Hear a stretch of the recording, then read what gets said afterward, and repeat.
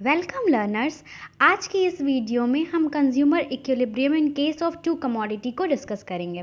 पिछले वीडियो में हमने सिंगल कमोडिटी की बात की, आज हम टू कमोडिटी की बात करेंगे। So let's start. इस केस में ऐसा होता है कि ये अज्यूम किया जाता है, जैसे ऐसा तो नहीं कि कंज्यूमर अपने पूरी लाइफ बस एक ही गुड का कंजम्पशन करें, ऐसा तो पॉसिबल नहीं है, अनरियलिस्टिक हो जाता है ये। इसलिए टू कमोडिटी की स्टडी की जाती है कि टू कमोडिटी के केस में क्या हो सकता है।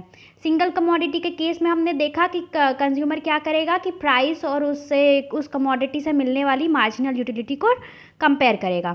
नाउ टू कमोडिटी में क्या होता है, उससे पहले हम जानेंगे कि law of equi marginal utility क्या होती है, या लॉ ऑफ मैक्सिमम सेटिस्फैक्शन और गोजेंस सेकेंड लॉ भी इसको कहा जाता है। तो ये होती क्या है? A consumer gets maximum satisfaction when ratio of marginal utility of two commodities and their respective prices are equal and MU falls as consumption increases. Law of equi marginal utility में ये होता है, सबसे पहले तो इसमें ये अज्यूम किया जाता है कि दो गुड्स का कंजम्पशन हो रहा है। नाउ अब क्या किया जाता है कि उन दोनों गुड्स के प्राइसेस और उनसे मिलने वाली मार्जिनल यूटिलिटी को कंपेयर किया जाता है। ओके, अगर उन दोनों गुड्स के प्राइसेस और उन दोनों गुड्स के अपने अपने मिलने वाली मार्जिनल यूटिलिटी इक्वल हो, यानी अगर एक गुड की मार्जिनल यूटिलिटी और उसी गुड का प्राइस और दूसरे गुड्स की मार्जिनल यूटिलिटी और उसी का प्राइस, ये दोनों जब आपस में इक्वल हो जाते हैं तो ये law of equi marginal utility कहलाता है। और इसमें भी law of diminishing marginal utility की तरह ये अज्यूम किया जाता है कि मार्जिनल यूटिलिटी डिमिनाइज करेगा, डिक्रीज करेगा जैसे जैसे कंजम्पशन को बढ़ाया जाएगा। ये सिंपल सी बात है, अगर हमने एक एप्पल कंज्यूम किया तो हमें ज़्यादा सेटिस्फैक्शन मिलेगा, ठीक है। सेकेंड एप्पल कंज्यूम करेंगे तो पहले वाले से थोड़ा कम मिलेगा, थर्ड करेंगे तो और कम मिलेगा, फोर्थ करेंगे तो और कम मिलेगा। ये ह्यूमन नेचर है कि जैसे जैसे कोई चीज़ का कंजम्पशन बढ़ते जाता है, उस चीज़ की जो यूटिलिटी होती है, जो सेटिस्फैक्शन होता है या जो मार्जिनल यूटिलिटी होती है, वो डिक्रीज करती है। ये ह्यूमन नेचर है। सो नाउ इस केस में क्या होता है कि टू कमोडिटीज़ के प्राइसेस और उनसे मिलने वाली यूटिलिटी यानी मार्जिनल यूटिलिटी को आपस में कंपेयर किया जाता है। और जब ये दोनों इक्वल हो जाती हैं, यानी ऐसे पॉइंट पे जब दोनों गुड्स से मिलने वाली यूटिलिटी और उनके अपने अपने प्राइसेस जब आपस में इक्वल हो जाते हैं, तो वो law of equi marginal utility कहलाता है। और यही सेम केस अप्लाई होता है टू कमोडिटी के केस में। इसको हम और डिटेल में समझते हैं, law of equi marginal utility होता क्या है। जैसे इसमें यहाँ MUX और PX, यानी ये जो है ये marginal utility of commodity X। जैसे मान लेते हैं X कमोडिटी हमारा है एप्पल, तो MUX और PX यानी कि marginal utility derived from commodity X और उसका प्राइस यानी उसी कमोडिटी का price is equal to marginal utility derived from commodity Y is equal by price of Y is equal to marginal utility in terms of money। यानी हम दोनों goods पे जो प्राइस इन्वेस्ट कर रहे हैं, जो भी एक कंज्यूमर एक अपना लिमिटेड इनकम से जो भी वो प्राइस दोनों गुड्स पे इन्वेस्ट कर रहा है, वो जब इक्वल हो जाए तो ये law of equi marginal utility कहलाता है। यानी हम दोनों गुड्स पे जितना प्राइस इन्वेस्ट कर रहे हैं, अलग अलग प्राइस जो इन्वेस्ट कर रहे हैं, उनसे मिलने वाले सेटिस्फैक्शन इक्वल है। यानी हमें जो भी सेटिस्फैक्शन मिल रहा है जो भी गुड से, वो दोनों आपस में इक्वल हो रहा है जितनी भी हम मनी स्पेंड कर रहे हैं।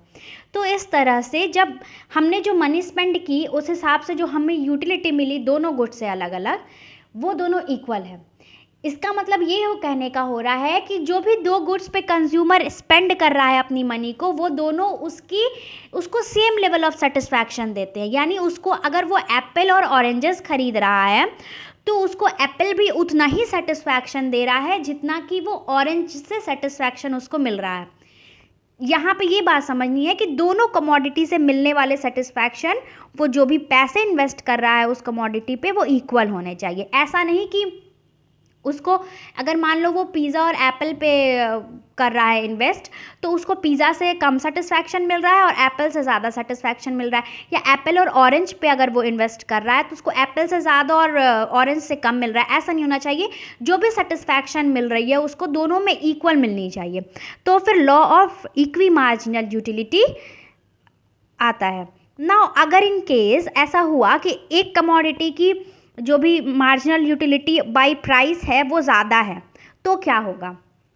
तो मान लो अगर कमोडिटी वाई का marginal utility as compare to उसकी प्राइस अगर ज़्यादा है, यानी कि कमोडिटी एक्स पे जो भी कंज्यूमर इन्वेस्ट कर रहा है उससे उसको ज़्यादा यूटिलिटी मिल रही है, यानी कम पैसे में ज़्यादा यूटिलिटी मिल रही है।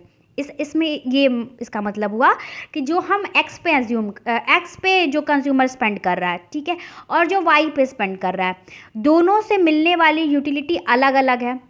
यानी वो एक्स कमोडिटी के लिए एप्पल्स के लिए जितना पैसा दे रहा है उससे उसको कम सेटिस्फैक्शन मिल रहा है और पैसा वो ज़्यादा दे रहा है, लेकिन वही कमोडिटी वाई के लिए वो कम पैसा दे रहा है तो उसको सेटिस्फैक्शन ज़्यादा मिल रहा है। ऑब्वियस है कि किसी चीज़ के लिए अगर हम किसी चीज़ को सस्ते में ख़रीदते हैं तो हमें ज़्यादा सेटिस्फैक्शन मिलता है, ठीक है ना। अब क्या होगा कि अगर इस केस में क्या होगा कि कंज्यूमर क्या करेगा, वाई का कंजम्पशन बढ़ा देगा।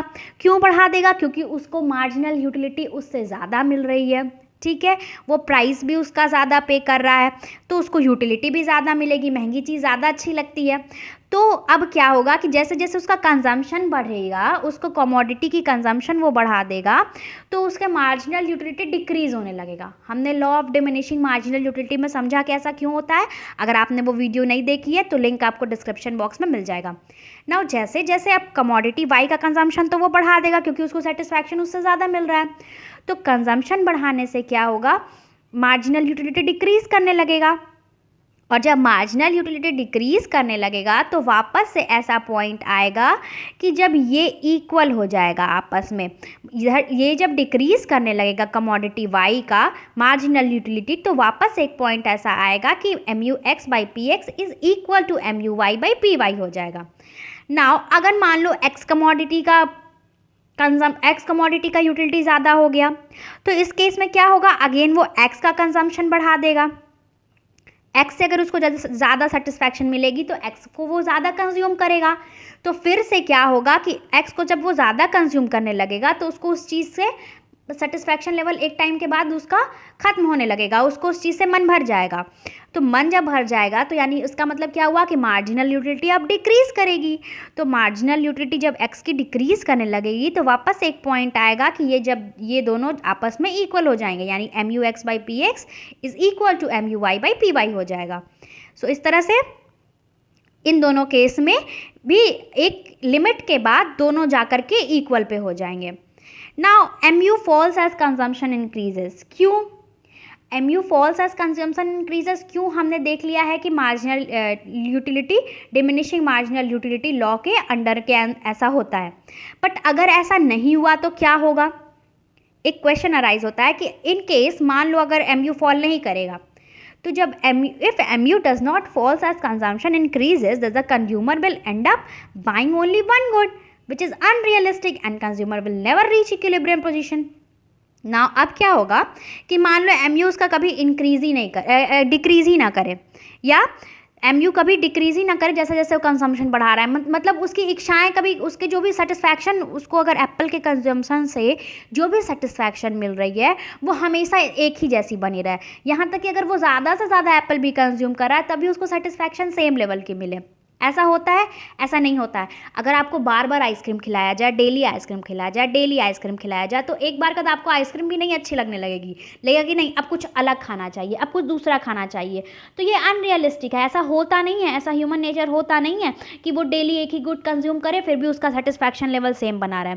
तो इस तरह से सेटिस्फैक्शन लेवल सेम बना रहे ऐसा होता नहीं है, ये अनरियलिस्टिक होता है। और इस तरह से तो कंज्यूमर कभी इक्विलिब्रियम में पहुंच ही नहीं पाएगा। इस वजह से MU हमेशा फॉल करेगा जैसे जैसे कंजम्पशन को बढ़ाया जाएगा। ना अब क्या हुआ, law of equi marginal utility हमने देख लिया। अप टू कमोडिटी के केस में law of equi marginal utility apply होता है। Now Conclusion is, a consumer in consumption of two commodities will be at equilibrium when he spends his limited income in such a way that the ratio of marginal utility of two commodities and their respective prices are equal and MU falls as consumption increases. Okay, now यहाँ दो लाइनें देखने की ज़रूरत है. पहला कि MU falls as consumption increases और दूसरा respective prices are equal, marginal utility of two commodities and their respective prices are equal.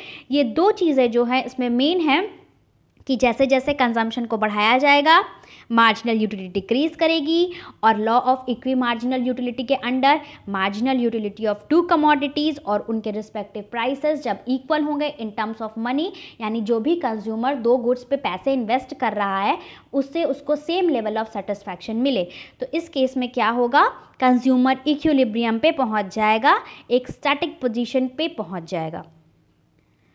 सो इस तरह से हमने आज देखा कि law of equi marginal utility या consumer equilibrium in case of two commodities किस तरह से होता है. नेक्स्ट वीडियोस में हम आगे की चर्चा करेंगे. और if you like my videos please like share and subscribe to my channel. Thank you.